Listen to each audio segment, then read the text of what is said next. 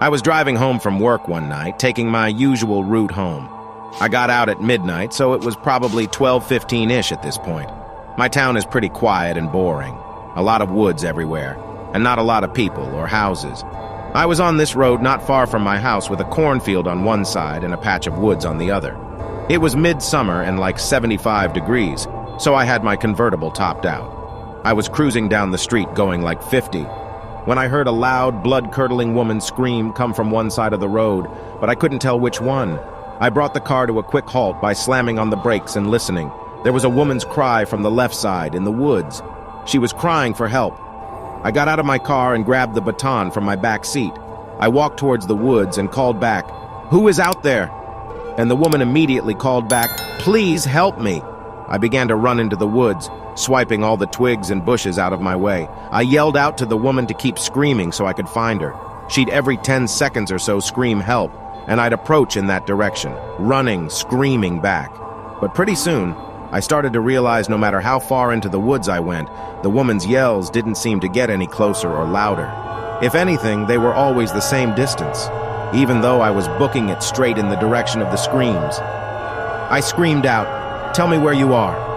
And about 5 seconds later, the woman once again screamed out, "Help!" I stopped in my tracks now. I didn't like this. I started to feel like I was walking into some kind of trap. I turned around and started running back in the direction I came. I ran and ran until I could see the flashing headlights of my car on the side of the road beyond the trees.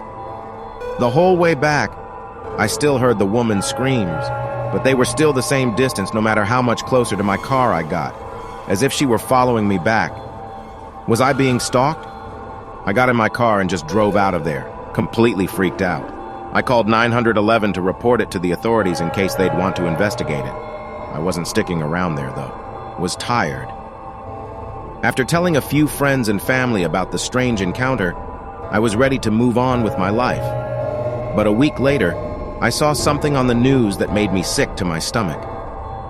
The dead body of a 30-something-year-old woman was found in the woods by a man hiking with his dog. Oddly, there were no signs of foul play. The location that the body was reported to have been found was the same general area where I heard the screams. While that patch of woods is very big, I can't help but feel that would be a huge coincidence. I was driving from Brooklyn to Vermont to my friend John's cabin to have a weekend of snowboarding. I had 2 cars at the time of this story, a 2013 BMW 3 Series and a 2006 Ford F-150, which I was driving on this particular night. I had my snowboarding gear in the bed of the truck. I was about 45 minutes from my buddy's cabin at this point. It was late, like 10 p.m. It was pitch black on these roads and it was snowing. There were like no other cars on the road up there besides me at that hour. I had just gotten my truck back from the mechanic a few weeks ago. I frequently had problems with that truck, and that night was no exception. At perhaps the worst possible time, on the quietest, darkest road, suddenly my engine starts to completely overheat into the red zone. I slow down and pull onto the side, and I wait for it to cool down again. Then I slowly got back on the road. But even at a slow speed, the needle went back up to the red, and the engine was overheating again. I had to pull over and turn off the truck. I went under the hood to try and diagnose the problem, but I couldn't in the dark and the snow. I had to call John. On this road, the reception for T-Mobile was non-existent. I couldn't even call for help. In the moment, I felt screwed. I went into the truck to turn it on again, and at least wait in the heat of the truck as it idled. It didn't seem to overheat while idling. I tried one more time to drive, but the same thing happened again, so I had to wait like 10 minutes before I saw a car passing. I had my hazards on, and I opened the door and waved my arms. The passing car stopped. It was some little Toyota. The guy rolled his window down, and I thanked him for stopping and asked if I could use his phone. He asked what happened. I told him my truck was overheating and was undrivable. He then asked me if I'm all alone. I paused for a second and said, "Yeah." He reached for his cell phone and handed it to me. He must have been a local because he had bars. I called my friend John. He picked up, and I asked him what I should do. He told me to call the specific towing company nearby and that he'd come and pick me up. I gave him my exact location, and he said he was going to head over. After that, I called the towing company he gave me and requested assistance. During both phone calls, the guy in his car watched me the whole time. I tried to not look back, though. After my phone calls, I handed the man back his phone and thanked him. He said, "You're welcome." And without saying anything else, he rolled up his window and drove down the snowy road into the darkness ahead. I watched as his taillights disappeared completely as he descended below the top of the hilly road above. I was once again alone. I got back into my idling truck to be in the warmth. I flicked the headlights off for a second just to get an idea of how dark it was out. And when I say I couldn't see an inch outside the windows, I'm not exaggerating. It was pure blackness. I sat in the truck waiting and waiting. I couldn't even do anything that needed an internet connection. I resorted to playing games on my phone for 20 minutes until there was a bang at my passenger side window. I jumped out of my skin as I looked to the window. I couldn't see much of the person. It was too dark outside, and the headlights didn't really light up the sides of the truck. I heard a man's voice, started begging for help. He was yelling at me to open the door. He was freezing. I heard him trying to open the door himself, but it was locked. I shied my flashlight to the window, but it barely helped in seeing who was out there. All I saw was someone in a really big black coat with the hood over his head. I yelled back, "What's wrong?" And the mysterious man outside replied saying he's lost and stranded and needs to get out of the cold. I didn't trust this. I sat there nervously trying to figure out what to ask him to prove he's not someone looking to harm me. I didn't even figure out what to say before he started aggressively trying to still open the locked door, and then started pounding on the glass even harder, still screaming for help. In the heat of the moment, I decided to listen to my gut. I put the truck in drive, and he realized this and started pounding harder on the window to break it. I drove the truck onto the road and brought it up to 30 miles per hour, despite the damage I was surely doing to the overheating engine. But then I saw something that I didn't expect. That made me feel like my heart skipped a beat. As I came over the hill on the road, I noticed the reflection of taillights approaching me on the side of the road. As I passed the parked car, I realized it was that same Toyota from earlier, the one that the man was driving. I slowed down and lowered the window to see if the man was in the car, but I didn't see anything. It seemed like the car was empty. I looked out the window for a second behind the car, and my taillights lit up footprints in the snow.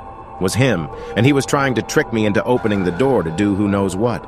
I kept driving my truck, knowing full well I was fucking up the engine, but I didn't care at that point. I pulled over a few minutes later when I saw headlights approaching on the other side, and I wanted to cheer in excitement when I realized it was the tow truck. I flashed my lights and he pulled to the side. As the driver came out, I told him about what just happened. He joked that he got there at the right time. Then he asked if the guy had a gun or anything on him, but I told him I couldn't see. He replied, "Well then, we better do this quick." It took him about 15 minutes to get the truck attached, and in that time, the Toyota never passed us. It was possible he turned around and went the other way for this exact reason. I used the tow truck driver's phone to call John again and tell him to just meet us at the body shop. To summarize the rest, John and I still went snowboarding that weekend, and the body shop replaced the broken water pump in my truck, causing the overheating. I sold that truck a few weeks later. I'm glad I didn't lower my window or unlock the doors to that man trying to get into my car. In that setting, I could have been murdered and no one would have ever known who had done it. I had my first girlfriend at 17. I lived with my mom at the time because my parents got a divorce when I was 11. One day I asked my girlfriend on a date and she was down. We both had jobs. I worked at a local grocery store and she worked at a Starbucks. We both worked. We went to a small restaurant 10 minutes away from my house because that's all I could afford at the time. We ate. Then we went back to her house to spend some time together. By then it was dark. She complained how our date night was short, and I told her I can't take her anywhere else that had to be paid for. He came to an agreement that we would go on a night drive. We drove in town, then we drove on some empty road in the woods. Eventually the pavement ended and we were on a dirt road. I had to pee really bad, I told my girlfriend, and she had to pee as well. We pulled over and got out of my car. For some reason, right when we got out of the car, we smelt an awful, indescribable smell. I excused it as another person who also pulled over to do their business. My girlfriend actually gagged from the smell. I told her that we would pee real quick, then go back in the car to get back into town. There was a little flat area that was the best place to piss at. We did our thing, and then we were on our way back to my car. But on our way back, we heard a noise come from the left side of us. It sounded like a twig snapping. I was afraid it was an animal, so we rushed back to my car. Before I had time to open my car door, I heard a scream of fear or pain in the direction my girlfriend and I just pissed at. I told my girlfriend to get in my car while I go investigate. She begged me not to, but I did it anyway. To make her feel safer, I locked the doors. I went the direction to where we were, and I heard that scream again. For some reason, I lost all of my courage to investigate now that I heard it much closer. But when I heard it, it sounded like from the same direction that my girlfriend and I heard the twigs snapping. Instead of going that way, I went on my phone, turned the flash on, then took a picture. Once the flash went off, I saw a man in a white shirt with black stripes, with some blue tarp right in front of him. He was just standing there. I didn't hesitate to dash to the car. I unlocked the doors, got in my car, put it in drive, and explored it. My girlfriend kept asking me what happened. She saw I was scared. I told her I would explain later. We got back at the shadier side of town, then drove back to my girlfriend's house. We entered the house and went into her room. That's when I told her I saw the man with a blue tarp in front of him just standing there. I showed her the picture, and she was just as creeped out as I was. She let me spend the night because we were creeped out, and it was a Friday, and we also had no work or school the next day. That was by far the scariest moment of my life. We aren't in a relationship anymore. I'm 23, she's 22, but we remain as best friends. It was late summer of 2011. I was almost 19 and was hanging out with my best friend who was a few years younger than me. We live in a very rural area of southwestern Virginia, about 15 minutes from Mount Airy, North Carolina. Around here, pretty much everything closes by 10 p.m., so you have to find your own ways to pass the time. But that was never a problem for us, as we could always find a way to have fun. The night started out harmless enough, first to the mall, then cruising the streets looking for girls, things any teen guys would be up to. When that proved to be unsuccessful, we just decided to go bowling until they closed. We then went to Main Street a little before midnight, just to walk some of the back alleys, acting like the edgy badasses we thought we were. But we never felt like we were in any danger, as there isn't much violent crime in the area. After we'd walked all the streets, we got bored with this and decided to grab a bite from Waffle House. This was pretty much the only late-night dining option at the time. After we ate and made a quick stop at Walmart, we still weren't ready to go home, so we set out driving around some of the backcountry roads. This was nothing new to us. As I said, around here you have to make your own fun, and late-night drives were always our thing. The stretch of road we were now on I had only driven maybe once before during the day, though it wasn't far from where either of us lived. We just had no reason of going down it. While still in Carolina, the road is paved, but within a mile, it enters back into Virginia and turns into dirt. Like most of the dirt roads around here, the county doesn't really give this one much attention since it's so far out of the way, and there are very few houses on it. Since the road often washes out in the heavy rains, you have to drive much slower, and being as unfamiliar with it as we were now traveling at a crawl. While we were both more cautious now, it still just seemed as any other road we would drive. The roads are essentially empty around here, and with only a handful of houses on this road, we were certain we wouldn't run into any other traffic. The road is mainly all wooded and sits at the bottom of a small mountain. At night, it's easy to overlook any of the houses on it. We probably would have missed them all if not for out of the corner of our eye we noticed a light burning. We both looked and noticed a man standing under his porch light. We couldn't make out any features of the man, but we could tell he was watching us, standing completely motionless with the exception of his head following us. While we were both now on edge, we tried not to think much of it. We figured it was just someone stepping out for a cigarette, but it's just his demeanor that was so uncomforting to us. While nothing came from that man watching us, this was only the beginning.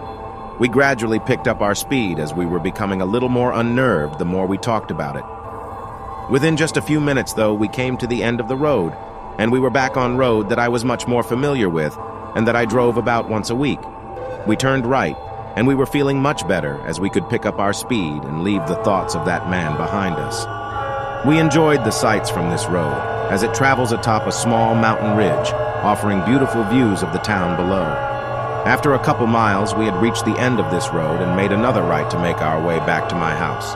This road is a little more wooded than the one we had just turned from, but I was even more familiar with this road, but hunched over with their back to us. They were walking in the left lane against traffic, as one is supposed to. I looked back at my friend as he asked, "What the hell are they doing walking at this time of night?" I looked back towards the person and could finally make out the shape of an older-looking woman with long, scraggly gray hair, wearing a white t-shirt and white pants. She still had her back turned to us until we were about 50 feet away from her. That's when she turned to us, and we got the first look at her face. I don't want to say she was on meth or other drugs, but that's the look she gave off.